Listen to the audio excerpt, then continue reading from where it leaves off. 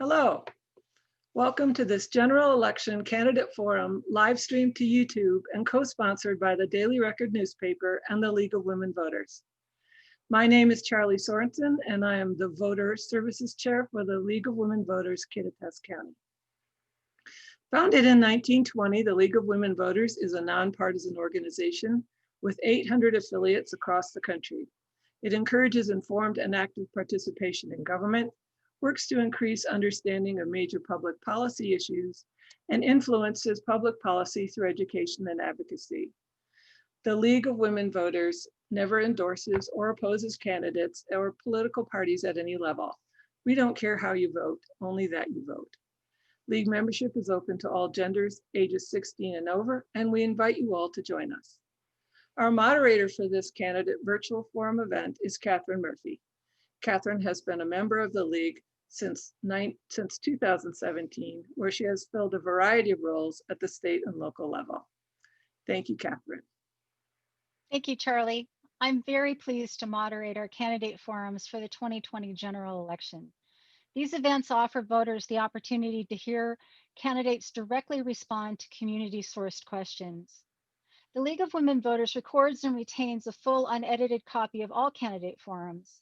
If any portion of a League forum is redistributed out of context to make a candidate appear to say something they did not say, or edited to make a candidate look bad, or in any way they did not actually look at the original forum, then the League of Women Voters will alert the media, provide the unedited video for comparison, and file appropriate complaints with any applicable governing authority. As we begin, I want to note that our ballot should arrive by October 16th. Please call the auditor's office if you don't receive yours around then. You still have time to register or change your address. You can do so online until October 26th and in person at the auditor's office through 8 p.m. on Tuesday, November 3rd. Your ballot must be postmarked on or before November 3rd. There are 9 ballot drop boxes located throughout Kittitas County. In addition to this live stream event, the recording will be on the Kittitas County League YouTube channel. We thank the following media partners for also sharing these forums: the Ellensburg Daily Record newspaper, Ellensburg Community Television, Spectrum Channel 191, and Inland Networks. We've discussed the ground rules for the forum with the candidates prior to today's event.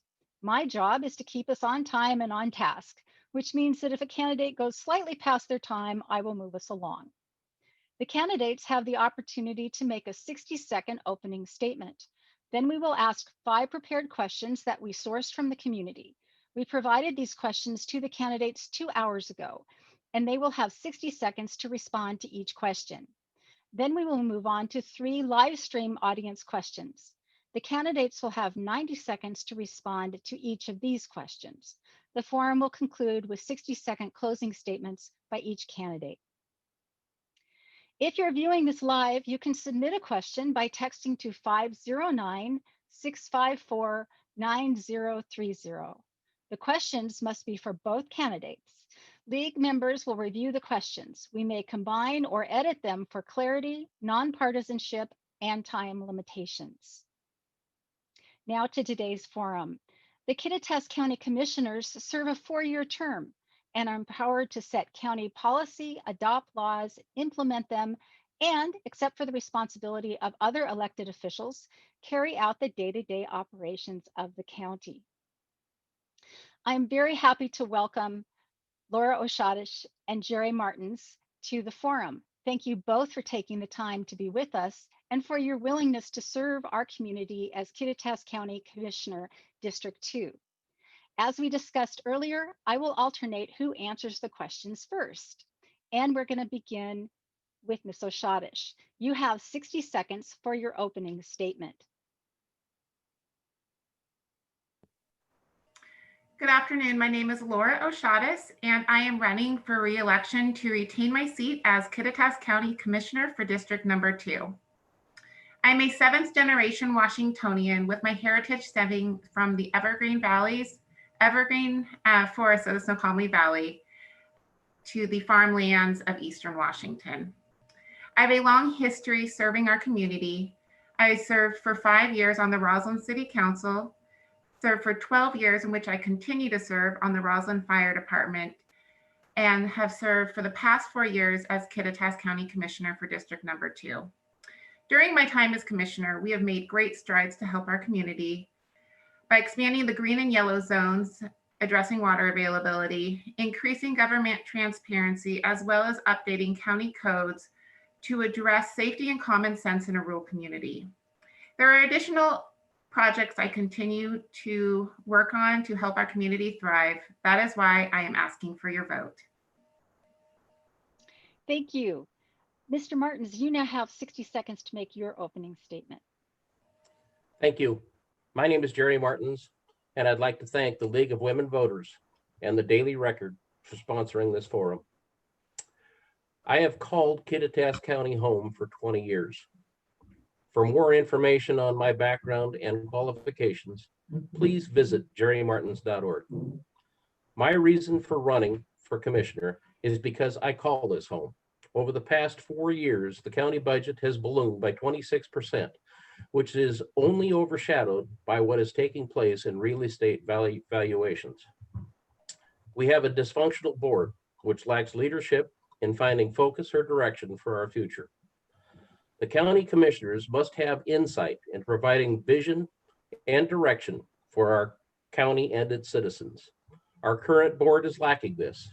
If elected, I will show up, work for citizens, work with citizens in making the difficult choices towards solutions and our county's future. Thank you. Ms. Osiadacz, question 1. Do you support the 0.1% sales tax proposal to provide mental health services for Kittitas County residents? Why or why not? Mr. Martens, you begin this round and you have 60 seconds. Thank you. The short answer is yes, I support mental health. What I don't support is providing a new tax to make it happen. Over the past 4 years, our county has found ways to purchase over 10 million in land and water resources. Can't we put a priority on mental health? The county is sitting on over 1,200 acres of vacant industrial land at our airport. Maybe this is a resource that should be exploited. My point is, with leadership, mental health can be addressed and become a priority, and it doesn't require us to tax our citizens additionally. Thank you. Thank you. Ms. Osiadacz, you have 60 seconds.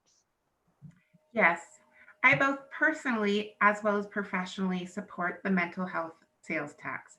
However, I do believe this needs to be voted on by the people of Kittitas County. I do not support imposing this solely by the Board of County Commissioners. Kittitas County, like many other communities across the United States, is seeing an increased need for mental health services. This tax, if passed, could not only provide the revenue for increased services for people in need, but also, if used properly, has the ability to reduce crime by addressing issues upfront, preventing people from self-medicating, which all too often can lead to bad choices resulting in jail, unemployment, and in the most tragic of situations, death. Thank you. Thank you. Question 2. Kittitas County is one of the fastest growing counties in the state. What challenges does this trend present for the county? And how would you propose to deal with these challenges? Ms. Osiadacz, you have 60 seconds. Thank you.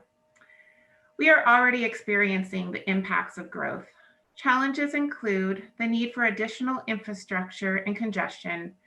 We are tackling this by myself currently being the chair of the Upper Kittitas County Traffic Committee. We have updated our 20-year transportation plan to address additional evacuation routes, as well as lobbying for additional lanes on I-90 to keep traffic off of our rural roads. Maintaining our rural character is another challenge, which we are addressing by the hiring of our long-range planner, as well as implementing a GIS mapping to be done to predict growth in our community so that we can see what it looks like over the next 20 to 50 years, And last but not least is our fire life safety. We currently support law enforcement, fire districts, as well as medical providers to provide the services that are needed to address growth. Currently, I am working with the Sheriff's Office to bring Thank a you. substation to the upper county. Thank you. Thank you. Mr. Martens, you have 60 seconds. Thank you. Our county's growth pales in comparison with other counties within the state. We see 400 new homes per year compared to 4,000+ in the King County region. What is of concern is our growth restrictions. Very few new dwelling units are being created. Over the past 10 years, our county created a little more than 700 lots. Over the past 2.5 years, from 2017, we have actually issued more than 900 building permits. The solution is leadership that is vision. Responsible growth is what we seek, but it comes with leadership that has background and experience. I would be the first commissioner in over 20 years that brings this quality. Thank you. Question 3. How should the county commissioners support the county health department's recommendations on keeping the community safe from COVID-19? Mr. Martens, you start and you have 60 seconds. Thank you. How this question is phrased is interesting to me. The focus must be on keeping our communities safe from COVID-19 or whatever else is coming down the road at us. The county health department is an extension of the commissioner's office, who as elected officials are accountable to the people. My focus would be on how our county health officials can provide the needed background and information so that commissioners have the information in place to make knowledgeable decisions to serve their constituents. What is in place today is pitting health and their opinions against elected county decision-making. I think that we need to reassess how we're looking at things so that emergency declarations don't become the normal means of operation. Thank you. Thank you. Ms. Osiadacz, you have 60 seconds. Thank you. The Board of County Commissioners has a strong relationship with the Public Health Department. We have been supportive not only of the health department, but also of the incident management team. We talk regularly to our team and ensure they have the resources needed to perform at the highest level during this very stressful time for not only the community members, but also for our staff. We can continue to engage with public health, schools, businesses, as well as community members to ensure we are acting in the best interests for community health, balancing the importance of physical, mental, as well as our economic health. Thank you. Thank you. Question 4. Job growth is often stated as a major need in Kittitas County. What would you do to attract living wage jobs or encourage entrepreneurship in our community? Ms. Osiadacz, you have 60 seconds for this question. Thank you. Yes, job growth and economic stability is incredibly important for communities to thrive. Some of the projects I am working on to increase opportunities include supporting and promoting growth at Bowers Field to attract jet aircraft and business travel, expand I-90 to reduce congestion and allow for goods to be shipped to port in a more expedited fashion, as well as advocating for timber contracts needed in order to support the construction of a new sawmill. These are just a couple of the projects I am working on. I also work extremely close with the Kittitas County Chamber of Commerce, exploring new ways to attract opportunities for people looking at our community. Thank you. Thank you. Mr. Martens, you have 60 seconds to respond. Our current direction forces all economic drivers other than ag-related activities into our urban zones.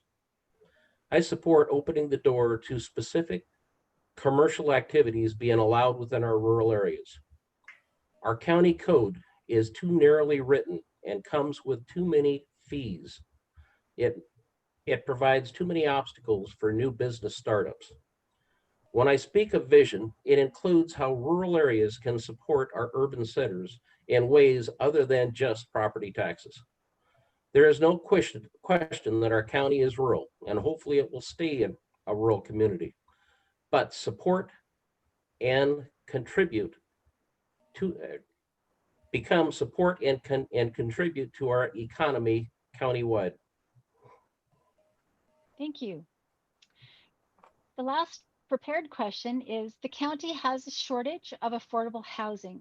What measures do you recommend the county enact to address this shortage? And Mr. Martens, you start this round and you have 60 seconds. Thank you. First, we need to control what we can control. Simply addressing the cost and development of bringing new lots to the market will go a long ways towards addressing our skyrocketing land real estate values. We can control this.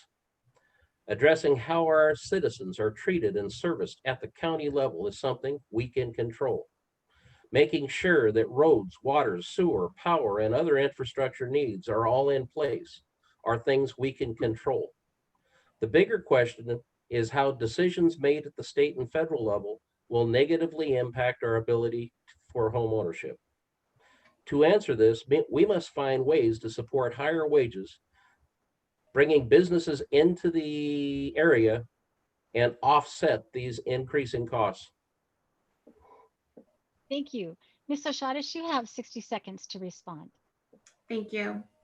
Affordable housing is a complex challenge for our community, especially with the high demand of real estate right now.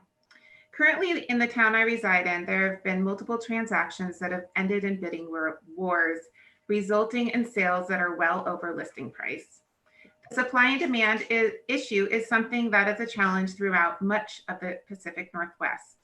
There are some things that I am currently working on, however, to help assist with the affordability of housing in our communities. One of which is working with legislation with our senator here, Senator Warnick, which is to allow accessory dwelling units within GMA counties. Another is while chairing the Affordable Housing and Homelessness Committee, we provided $500,000 to bring in 50 additional units of affordable housing into the county. As well as my boots on the ground, I am an active member in the point in time count. So I have firsthand communication with those that are lacking housing in our community. Thank you. Thank you. Thank you. So now we're going to move to the live stream audience part. We've been collecting questions from our YouTube audience. I want to remind you that we only have time for 3 questions. Our volunteers may have combined or reworded the questions to maintain nonpartisanship or for clarity. If we do not get to your question, remember, you can always reach out to the candidates via email and ask them directly, and we encourage you to do so. The first question is, what steps could or should the county take to preserve the sagebrush steppe?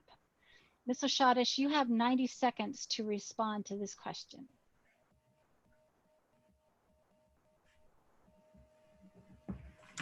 Okay. Well, thank you. So in order to, what steps should the county take? I think one of the ways the county is currently addressing this is exactly what I talked about earlier in the interview, which is the predictive mapping that we are currently working on through the community and our long-range planner, as well as our IT department. So this will have the ability to look at where growth is coming into our community, and if those are the places that the community wants to see growth.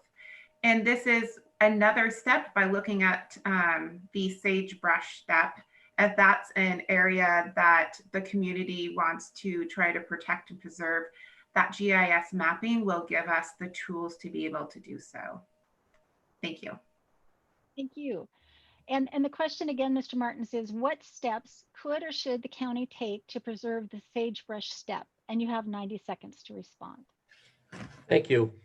We need to work closely with Fish and Wildlife and understanding exactly where our migratory patterns actually take place.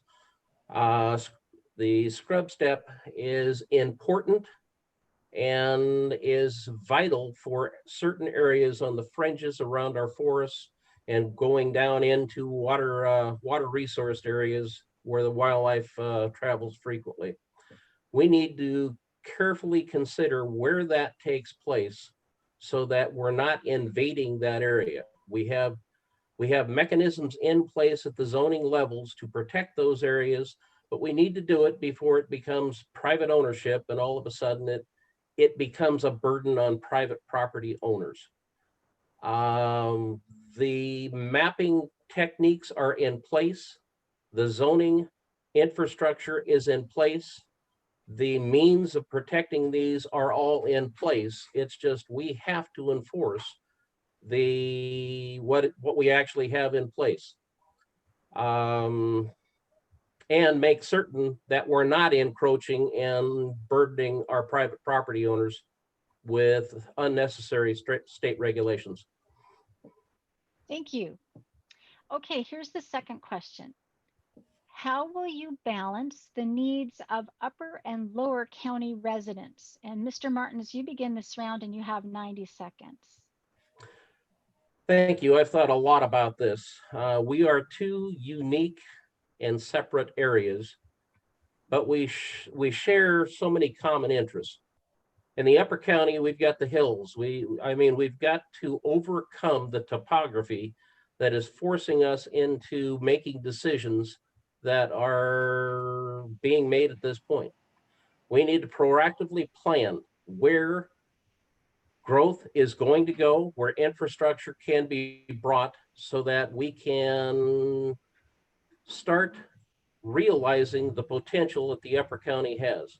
We've been labeled a tourist area. So now we have to provide the zoning, infrastructure, everything else to support that use. Same thing in the Lower County. Lower County is primarily ag. It's designated that way, and it has plenty of mechanisms in place that support that use. We need to make certain that our vision for the Upper County does similar things that the ag community is provided in the Lower County. Thank you.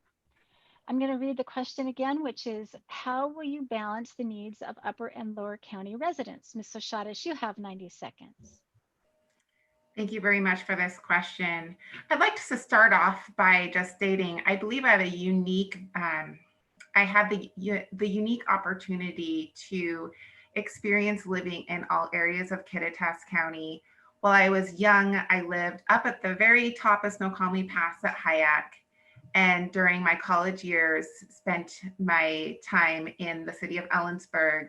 And then after graduation, have chosen to reside in the city of Roslyn. So I've gotten a little taste of all areas of our county, which gives me additional insight. And one of the things that I like to think about is I don't like to think about the separation between the two portions of the county. I really like to take a look at the strengths for both areas, as well as the challenges that need to be addressed. And so when I think of some of those strengths and challenges, I think of the ability to expand the airport at Bowers Field. I think of the opportunity for a lumber mill in Upper County. I think of how well the Washington State Horse Park has done and the amount of money we've been able to bring into the economy here in Cle Elum. So when I think of balancing the two, I think of looking at our strengths and challenges and finding ways to address both of those. Thank you. Thank you. I am looking for the third question, and okay, I have the third question up now. And it is, how should the county ensure the CARES funds get to residents and businesses that most need them?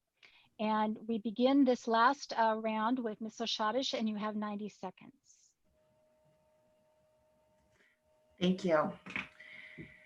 So the county has been very active and has been working within our community to see how community members would like to see CARES funding allocated.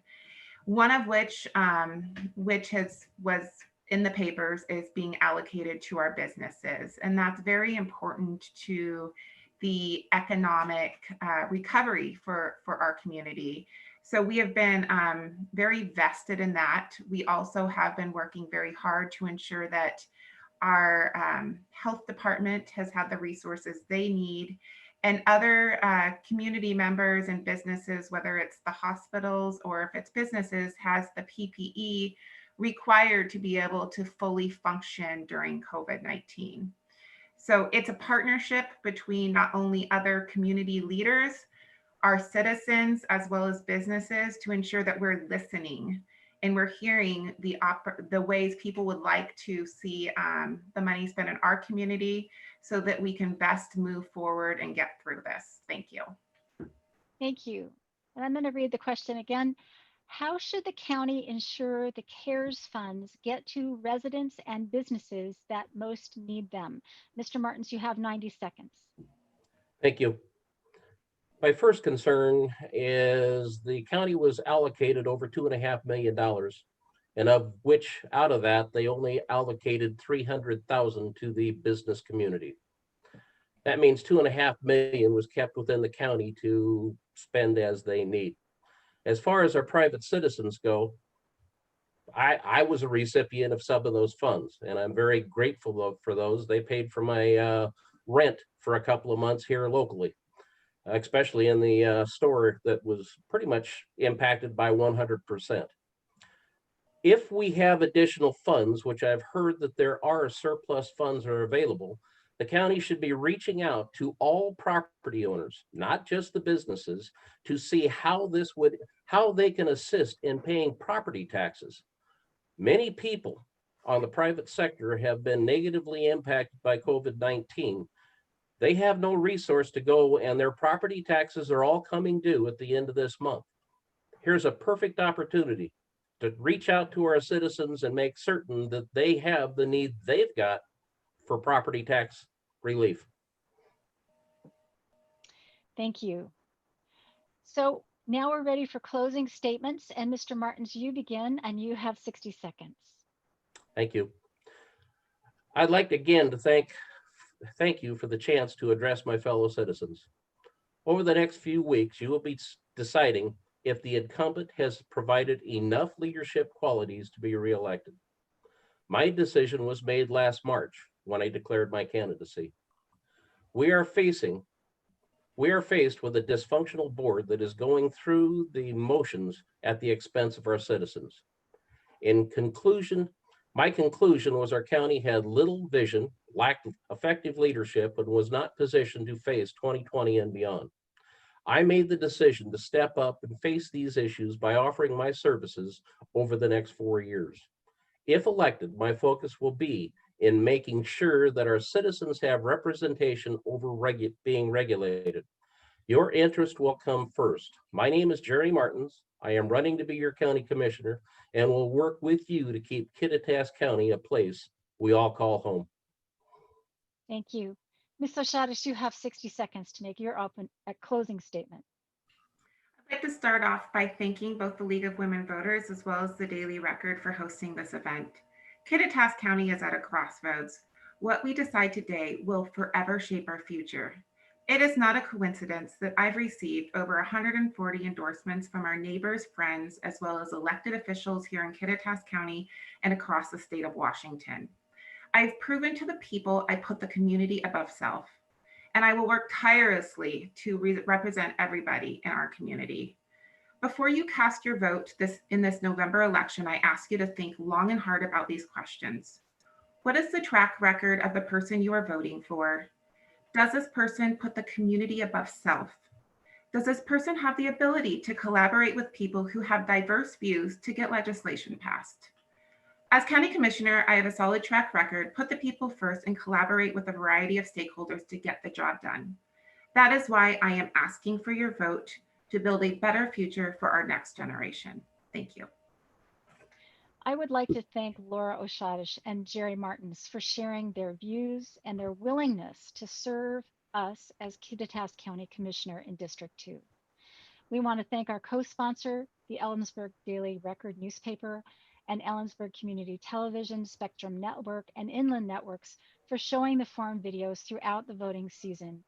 Finally, thank you to the many League volunteers who make these events possible. To get more information about all candidates running in the 2020 general election, The Kittitas League has created a nonpartisan online voters guide where you will find links to candidate websites and other helpful resources. You can also get information at vote411.org and at the Washington State Secretary of State's office. Your vote matters. Join me by casting your ballot in the November 3rd general election. Thank you.